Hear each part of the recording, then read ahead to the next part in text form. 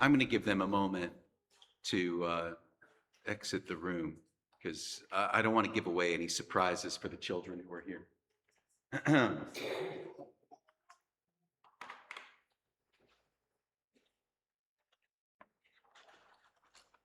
Good, they're gone. Let's talk about them.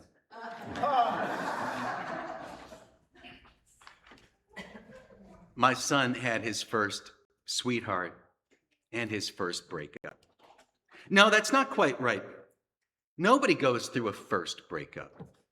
It's like in 1914, there was the Great War, the war to end all wars. And then 30 years later, during a much bigger war, someone looked back and said, oh, let's start calling that the First World War. And then another 30 years went by and somebody said, just call it WW1, which makes it sound like a televised wrestling match that you're pretty sure was scripted. Your first heartbreak is apocalyptic, a Chernobyl in the kingdom of your happily ever after, scorching your heart's enchanted fairy tale forest. It is a once-in-a-lifetime disaster, the pain to end all pain. My son went through that, and I'm not making fun of him. What's funny to me is that this was my first breakup as a dad. And I'm unique, he's unique, we have a unique connection. But you find yourself playing a pretty generic role in a pretty standard script, where you say things like, you are special, so is she, the connection you had is so special. But a breakup is a breakup. You gotta follow the steps, go through the stages, doubt yourself, grieve the loss, slowly learn to walk and talk and put a spoon in your mouth again. It's a pretty common procedure. I haven't had one since before you were born. Well, since before he was born. But as far as I know, the only update is that back in the 20th century, part of the recovery process was that you would pick up a phone receiver, dial 6 numbers, and then just sit there staring at it for 1,000 hours until somebody came in and said, hang that up, we're all expecting calls. That's more complicated now because you got to go online and remember 6 different passwords to sever the connections in all of your social media platforms. You have to log out of the relationship and sign in to being single. And I guess that's part of the healing process. Anyway, this comes to mind because our topic is the labyrinth. And Les, in his sermon on the topic a couple of years ago, said that ritual is what has always already happened. And the labyrinth is a physical manifestation of that. It has always already happened. And a breakup is one of those labyrinths that we walk. And at each blind turn, we fear that we may forever lose ourselves, that we may never find our way out. And our dad gives us some really reasonable advice that sounds impersonal and obsolete. But in the end, we realized that it was a well-worn path that others have walked before. And reaching the center is not the end, but something that we pass through before finding a stronger version of ourselves right next to the place where we began. From the inside, the labyrinth looks like a maze. Like you could take one wrong turn and get trapped forever. But a labyrinth only has one path. And if you keep moving forward, you'll find your way out. There are multiple labyrinths here on the grounds, and they have many uses. It's a meditation exercise where you bring some particular question or pain into the path. And as your legs pump oxygen into your brain and your inner compass keeps changing north, south, east, west, and the breezes push you and the hidden moon pulls you from all directions until you begin to feel like you can see your issue from all of these different angles. The spiral or labyrinth is one of the oldest known symbols in human expression. And they've been found all over the inhabited earth. I mean, people who were not in communication with each other came up with this independently. And they all felt this very deep connection with this type of symbol. For some reason, known only to God and Charles Darwin, each of us has 20 little labyrinths at the tips of our fingers and toes. The outermost extremities of our bodies, each of them completely unique. And the core, the deepest core of the human body, is a twisting tunnel of intestines. The symbol is written deep inside of us. Nobody knows how this mysterious shape came into being or what it originally meant. It's older than any written story. The labyrinth symbol was around for a long time before the myth of Theseus and the Minotaur maze, which was created to explain the destruction and mysterious ruins on the island of Crete, and really to justify the sacking of an ancient city. We should beware of its explanation of the labyrinth's origins because the story was told by enemies of the culture that built it, long after that culture had fallen. The myth of the Minotaur is itself a bit of a labyrinth. About 10 years ago, I wrote a book about the legend of Theseus, which I called The Minotaur. And then one night I felt that was too pretentious as a title. So as a joke, I changed the title to Romancing the Minotaur. And having chosen the title in haste, I now get to regret it at leisure. But I got to know the story well enough that I think I can lead you through it backwards and in high heels. Actually, no, I don't think I can do anything in high heels. But 2,500 years ago, this is about half a century before baby Jesus, the poets, politicians, and philosophers of Athens were congratulating themselves on devising the world's most rational justification for injustice. Let's not forget, every written law code is written to make hierarchy seem as natural as gravity. And the Athenians were patting themselves on the back, or more likely getting their servants to pat their backs for them, about having overcome the dark ignorance of tribalism, the chimera of Egypt, and the barbarity of human sacrifice and cannibalism. They attributed these advancements to their ancient king, Theseus, who had lived 1,000 years before them. This was 1,000 years before Sophocles and Socrates. And they passed around these stories about Theseus defeating a cannibal beast on a nightmarish island. They told the stories, they put images on their walls and their coins and their pottery, but nobody wrote it down. The Romans eventually wrote it centuries later, but the Greeks never wrote their own version of the Theseus myth because they needed the story to remain adaptable, able to express different ambitions in different ages. Now, the site of the Theseus story was the island of Crete, which was a popular prehistoric tourist destination. There were mysterious ruins on the island of Crete that were as mysterious to the ancient Greeks as Stonehenge is to us today. There were foundations of what looked like a maze with passageways and chambers and a big rectangular opening in the center, about the size of 2 tennis courts.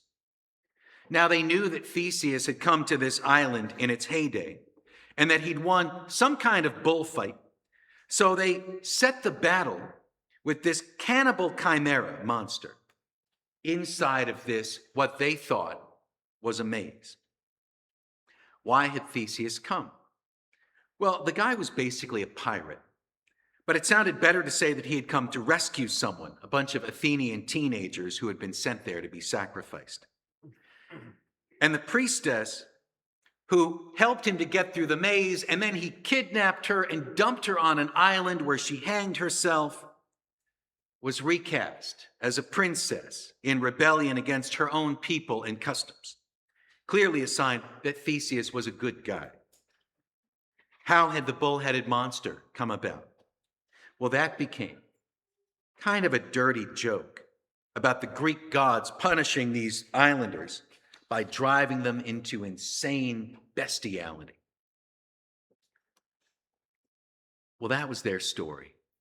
Now let's jump back again, another 1,000 years. Now it's 3,500 years ago, long before classical Athens and classical Greece and all of that stuff. One of the first civilizations on Earth was on the brink of collapse.